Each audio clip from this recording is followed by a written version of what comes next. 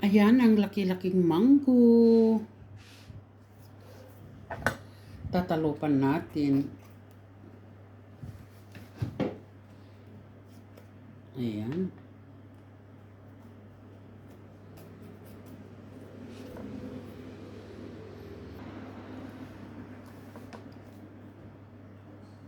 Ang laki-laking mangga. Ito ay parang Indian mango. Nako. Sabi nga yung amo na nagbigay nito, kasi nga naman yung isa, maano na, kaya ginawa ko na lang na, mamarmelada ko na lang. Ito naman, di naman masyadong malambot. Nilagay kasi sa loob ng rep.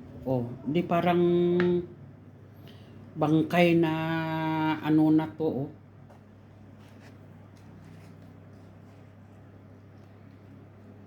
Kita mo? Titikman natin kung anong lasa. Ano kayang lasa nito? Can we taste?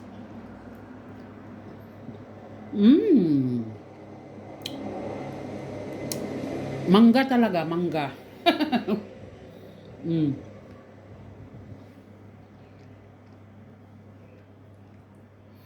Ayan. Matamis. Kaya lang,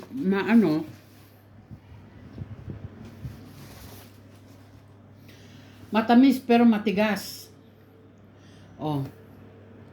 Matamis na matigas. Hindi ko alam kung anong gagawin ko dito kasi matigas to eh. Kakainin na lang siguro. Yung isa na ginawa ko, ito naman, ripe na ripe. Hinog na hinog.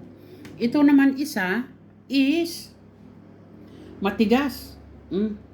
Kasi nilagay nga niya sa loob ng rep na hindi pa hinog. Ayan, ang kinalabasan. Mga amo nga naman nawala sa ayos. Tapos kung anong ayaw na, ibibigay na lang sa Ayan. Ayan. Ay, nako. Ayan. Mapapakain tayo ngayon ng mangga na wala sa oras. Ayan.